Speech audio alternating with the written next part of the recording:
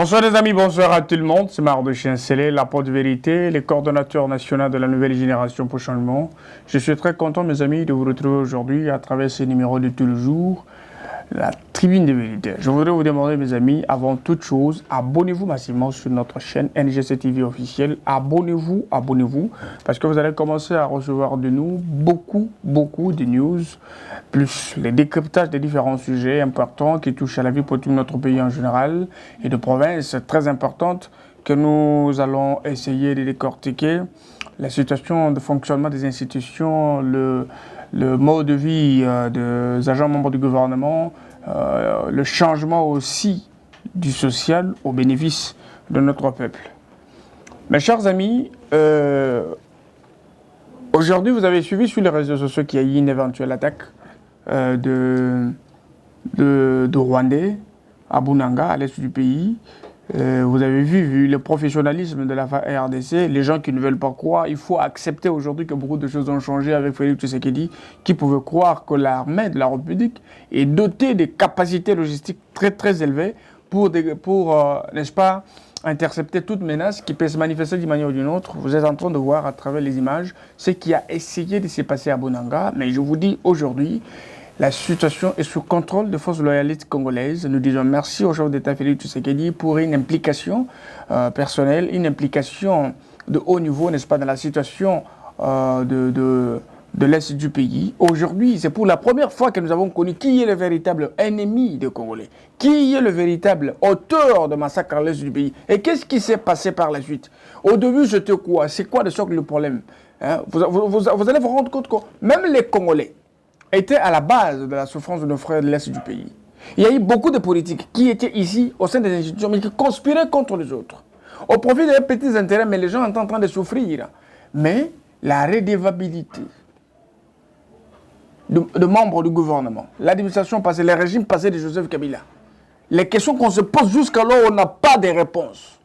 On n'a pas de réponse. Nous avons compris qu'il y a eu un grand désordre dans ce pays où les soi-disant Congolais, entre parenthèses, étaient venus ici au profit du contrôle de l'appareil étatique du Congo pour avoir la facilité de nous voler nos minerais.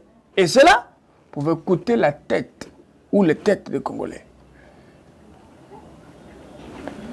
Vous voyez, pour la première fois dans l'histoire, le président public, son excellent Félix Tshisekedi, est l'unique président qui nous a permis de connaître c'est qui, d'abord, l'ennemi du Congo, parce qu'on était dans les tâtonnements. Qui pouvait accuser officiellement le Rwanda, que le Rwanda est à la base, n'est-ce pas, des génocides qui avaient le jour à l'est du pays, plus que même ce qui s'est déroulé au Rwanda. Aujourd'hui, avec Félix Tshisekedi, nous avons connu ça. Mais c'est avec Félix Tshisekedi que nous avons pour la première fois connu l'état de siège, qui nous a amenés là où nous sommes aujourd'hui. Les forces armées de la République démocratique du Congo sont hyper motivées et très déterminées au nom du patriotisme.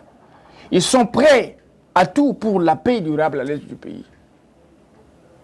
Prêts à tout pour la paix durable à l'est du pays. Nous devons louer les efforts de notre président public, Félix Tshisekedi. Nous devons les soutenir parce que nous savons que la RDC demeure un pays victorieux en tout et pour tout parce que nous sommes un pays béni de Dieu. Nous ne sommes pas allés combattre un autre État. Nous sommes ici, nous souffrons et nos richesses servent à des individus qui viennent d'ailleurs. Mais vous avez un président qui se soucie de vous et qui a besoin que ceux qui vous reviennent de droit vous reviennent, que vous consommiez congolais, que vous soyez fiers de jouir de vos richesses, que vous viviez le bien-être. C'est ça. Si tu ne sais pas encore comprendre la politique de Tshisekedi d'aujourd'hui, essaie de comprendre même à travers les actions. Merci beaucoup. Je rends toujours hommage à tous les vaillants combattants de forces armées congolaises, de la police nationale congolaise, pour ce qu'ils sont en train de faire afin de rétablir la paix. Sous l'impulsion du président public Félix Tshisekedi. Je vais vite, n'est-ce pas? Dans la province du Lualaba, la province chère à son excellence Mme Fifi Masuka Saini, la gouverneure intermédiaire du Lualaba, la femme pacifiste, celle qui trouve, n'est-ce pas, des solutions toujours de manière la plus pacifique. La fois passée, j'avais fait une sonnette d'alarme pour vous faire comprendre que les soulèvements qui a traîné ici plus d'une semaine ce n'était pas une question de Kassayen Katangé, comme les autres voulaient le faire savoir. Les gens qui cherchaient à diaboliser, mais la vérité est là. Beaucoup de birima, comme les gens l'appellent, de pouilles, de diamants ou de trésors s'exercent pour faire vivre leur famille, ont été fermés. Les problèmes des airs, vous avez compris. Excusez-moi. Mes amis, je vous avais dit la fois passée que Chizaïng avec Mounier, ce sont les anges du diable. Ceux qui ont essayé de plonger cette province dans le marasme, dans une obscurité diabolique, où ce sont les zombies qui entrent, qui sortent, tout ça. Vous vous imaginez que tous ces trésors, je sais pas de quoi, abandonnés. Donc, ni Tété Masuka la tête la province du Lualaba, moi je ne pouvais pas me rendre compte que ce Lualaba devrait réellement être épanoui. Comment on a ma chambre aujourd'hui, quand même, c'est un soulagement. Je sais que c'est un processus que le Toto provincial est en train de faire pour obtenir des solutions durables, au fait de subvenir aux besoins de ces trésors. Parce qu'aujourd'hui, petit à petit, nous sommes en train de découvrir dans quelle situation les trésors s'exerçaient. Toutes les occasions que les trésors avaient, il est marignoté, il est quoi? Je voudrais vous montrer en image ce qui s'est passé dans les installations des KCC où il y a des trésors qui réclamaient, qui cherchaient comment est-ce que réclamaient leurs droits, mais la procédure empruntée n'était pas la bonne. C'était aller dans le sens de déstabiliser les sociétés, vandaliser ce qui n'était pas bon. C'est pourquoi l'autorité provinciale Masuka Saini a intervenu urgemment pour donner solution. Vous êtes en train de voir à quoi ressemble cette scène. Madame Masuka est une femme de fer. Vous savez, c'est ça, la force de la légitimité. Lorsque le peuple est avec toi, tout ce que tu vas dire, ils vont accepter. Et elle a déjà trouvé une piste de solution. Elle est dans le processus, n'est-ce pas, de rétablir une solution, d'établir un peu, excusez-moi, de manière définitive entre les trésors, n'est-ce pas, et les sociétés minières installées sur place là-bas. Et puis, il faut permettre à ces gens de pouvoir vivre et faire vivre leur famille. Chers amis, je vous propose cet élément. Vous allez voir la descente sur le terrain de l'autorité provinciale, n'est-ce pas? Je vous reviens après parce qu'elle a fait ce qu'il fallait faire. C'est ça, les personnes que nous avons besoin, accompagnées avec le ministre de Mines, Maître Kaumba. Je vous demande de suivre, après nous revenons après. Thérèse Masuka face aux exploitants miniers artisanaux. La gouverneure intérimaire du Lualaba a joué aux sapeurs-pompiers pour mettre fin aux tensions et soulèvements de ces derniers à Luilou et intrusions récurrentes dans la mine à ciel ouvert des Coves. Dans la matinée du dimanche 12 juin 2022, une forte tension s'est observée sur la route nationale numéro 39 près des installations des usines de Luilou. Le trafic routier a été paralysé et même certaines activités.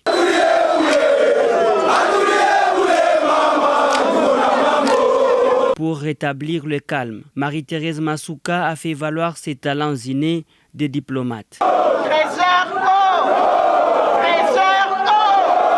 La gouverneure intérimaire, accompagnée de son ministre provincial de Mines, Jacques Kaumba, a échangé avec les manifestants jusqu'à apaiser leur colère. Le calme rétabli avec habileté, Marie-Thérèse Masuka a demandé aux représentants des coopératives d'approfondir la question au bureau pour des solutions durables. Si ces tensions sont des plus récurrentes, la cause est le déguerpissement des exploitants miniers artisanaux du périmètre minier des Rulco. Ce dernier est désormais sous l'exploitation des huiles ressources. Des échanges avec Marie-Thérèse Masuka, ils en sortent rassurés. Depuis près d'une semaine, les exploitants miniers artisanaux ont choisi d'envahir la mine à ciel ouvert des Coves. Elle est actuellement exploitée par Kamoto Copper Company. Ces derniers jours, les intrusions ont contraint à ralentir son exploitation par précaution. À chaque envahissement, les personnels et les équipements étaient pris pour cible avant de s'offrir le minerai de cuivre et de cobalt.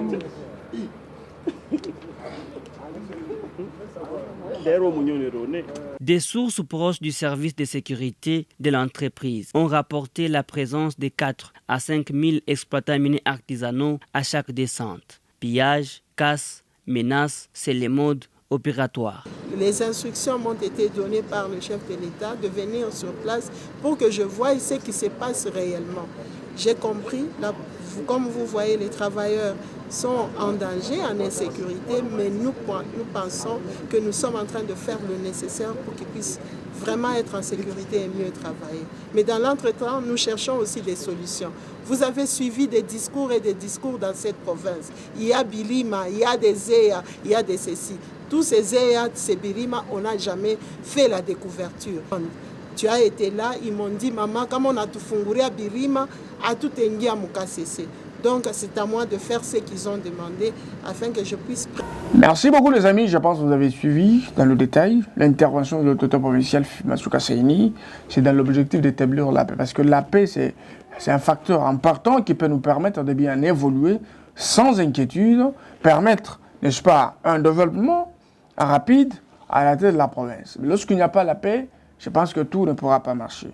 Je pense que l'autorité provinciale a agi en tant que maman, responsable, gouverneur, et vous voyez comment est-ce que les gens sont contents pour des mesures qu'elle a prises. Je voudrais aussi aller plus vite, mes amis, pour vous proposer la visite de l'équipe des communications de la nouvelle génération pour changement sur place de Lualaba.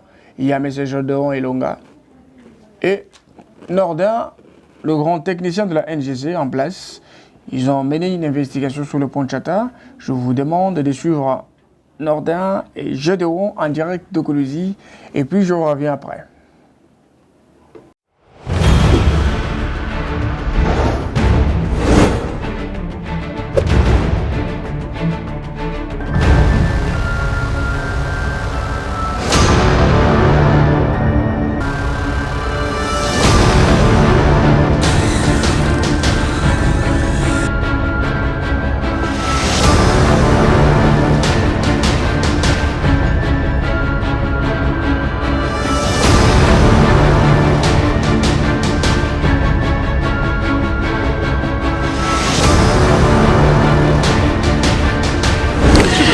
Très chers téléspectateurs, comme nous vous l'avons promis, nous sommes arrivés à l'une des réalisations de Mama Fifi Masuka, la gouverneure. Cette femme battante, une femme de fer très engagée à pouvoir métamorphoser la ville de Colosie et encore même développer les infrastructures dans la province du Lualaba. Aujourd'hui, ce pont Chata, il relie facilement le quartier latin et le quartier Jolicite. Un peu avant, il n'y avait pas cette possibilité de pouvoir traverser. Ceux du quartier latin ne pouvaient pas passer par le quartier Jolicite. De même pour ceux du quartier Jolicite. C'est ici l'occasion de féliciter, encourager et encore dire grandement merci à cette femme de fer, Madame la gouverneure, qui s'est investie, qui s'est engagée dans cette lutte de pouvoir faire naître, renaître, redorer l'image du Lualaba, la capitale mondiale du cobalt, derrière la vision du chef de l'État, son Excellence Antoine Félix Tshisekedi Tshilombo, que nous disons également merci pour avoir accepté de laisser la gestion de la province à cette dame de fer qui, pour elle, la vision du peuple d'abord qui passe en avant. Nous vous donnons rendez-vous sur un autre chantier tout à l'heure. Vous allez visiter ensemble avec nous et vous découvrirez que ce que les gens disaient, ce n'était pas ça la vérité. Nous sommes arrivés sur le terrain, nous avons découvert la vérité. Cette femme est en train de travailler, elle a droit d'être remerciée et elle a droit de notre reconnaissance. Merci.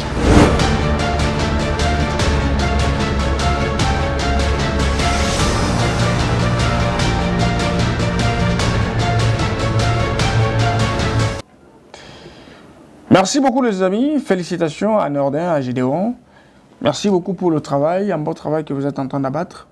La NGC se bat toujours aux côtés du chef d'État Félix Tshisekedi pour faire valoir sa vision à travers le travail que vous êtes en train de faire, un travail impeccable et professionnel. Chers amis, ça c'est le Lualaba. Un Lualaba qui est debout en tout et pour tout, un Lualaba qui fournit beaucoup d'efforts à travers cette vision du chef d'État Félix Tshisekedi qui est en train d'être imprimée par le gouverneur de la province Fifi Masuka Saini. Vous voyez à quoi ressemble le Lualaba. Beaucoup d'infrastructures sont debout et dans différents domaines de la vie, vous voyez que les choses marche convenablement sans difficulté. Je vous jette directement, n'est-ce pas, dans la province du Kasaï avec la nouvelle génération pour changement qui demeure toujours dans la chaleur, n'est-ce pas, des préparatifs des différentes activités qui vont avoir lieu prochainement. Je vous propose dans quelques images, n'est-ce pas, les préparatifs de ce qui se passe là-bas et puis je vous reviens après. Merci beaucoup les amis, merci. Je pense aujourd'hui on n'a pas eu beaucoup de temps pour vous expliquer nécessairement le détail sur beaucoup de choses. Je reviens sur la visite du roi de Belge, le roi Philippe II et la reine Mathilde ici au Congo. J'ai vu les gens essayer de taxer le chef de l'État de tout et de rien pour cette visite si importante, d'abord qui joue un rôle qui représente beaucoup pour la République démocratique du Congo. Vous savez, la fois passée, je vous avais dit la présence du roi Philippe ici au Congo pour affermir les relations entre les deux pays qui ont d'abord eu une histoire très importante à raconter. Je pense que la consolidation des relations bilatérales entre ces deux États est très importante pour nous, Congolais, et pour le Belge. Parce que vous savez que la République démocratique du Congo a encore besoin de soutien, elle a encore besoin d'accompagnement. Je sais que cette visite nous donne encore de la valeur, ce qui implique que la diplomatie qu'imprime notre président public, Félix Tshisekedi, va dans le sens de restaurer la dignité de l'homme congolais, n'est-ce pas? Placer le Congo à la place qu'il faut parce que nous avions perdu ce que nous sommes, nous étions classés dans une catégorie de personnes dépravées, on pouvait nous taxer de tout et de rien. Or, le Congo, c'est un pays qui mérite beaucoup de respect, un pays qui fait vivre le monde entier, un pays sur lequel tout le monde regarde, il y a des prédateurs, il y a des voleurs, il y a même ceux qui nous regardent avec un regard de compassion. Mais il est nécessaire que le Congo s'ouvre au monde. Le Congo ouvre ses portes à tout le monde. Le Congo a la possibilité aussi de faire plus que ce que Félix Tshisekedi est en train de faire. Je sais que dans les jours à venir, peut-être c'est la reine de l'Angleterre qui pourra venir, peut-être c'est le président des États-Unis. Pourquoi pas aussi les autres pays géants du monde peuvent venir au Congo et découvrir, n'est-ce pas, le Congo. Ça doit faire mal seulement qu'aux gens qui ne croyaient pas que ceci devrait se faire au Congo. Il y a quelqu'un qui a même tuté n'importe quoi, quelqu'un qui n'a même pas la vérité sur la chose, il dit non voilà, ça a coûté 50 millions aux Congolais. Non, c'est dit n'importe quoi. Il ne faut pas accepter ce genre de choses. Des mal intentionnés qui cherchent à désorienter la population, l'amener, n'est-ce pas, à croire à des mensonges addictants, les actions à impact visible que le chef de l'État a essayé de poser dans toute la province et sur toute la République. Je m'en vais aussi dire bonsoir à l'honorable Roy Kaumba, là où il est. L'honorable Roy, l'élu de Muchacha, l'homme fort de Muchacha. Je lui dis bonsoir et puis je lui souhaite bonne guérison là où il est convalescent. Je m'en vais aussi saluer le professeur John Toka, le directeur de cabinet du gouverneur, Fifi Masuka Saini. Je salue le directeur Kaba, Maître Kuboya. Je salue tous les membres du cabinet du gouverneur Fifi Masuka Saini, la femme de fer, la femme forte du là-bas. Je salue mon frère Victor Bondomeki Kuchikanawa et tous les autres amis partout où vous êtes. Je salue son Excellence Archimède. Je salue Excellence Adèle et tous les membres du gouvernement par où vous êtes. Clément Moufundi, Excellence, je vous salue. Alors, mes amis, je sais que nous prenons rendez-vous pour demain. Naki Massoudi, mon pote, je vous salue. Monsieur le directeur de cabinet, nous serons demain. Aujourd'hui, c'est un grand jour parce que je devais saluer tout le monde. Ça fait beaucoup de temps. C'est ça ce qui signifie que nous sommes ensemble. Nous parlons le même langage tout autour de notre gouverneur Masuka Saini dans la vision chef de l'État Félix Tshisekedi au sein de l'Union sacrée de la Nation. Mes chers amis, que Dieu vous bénisse tous. Abonnez-vous massivement. À demain. Ciao, ciao.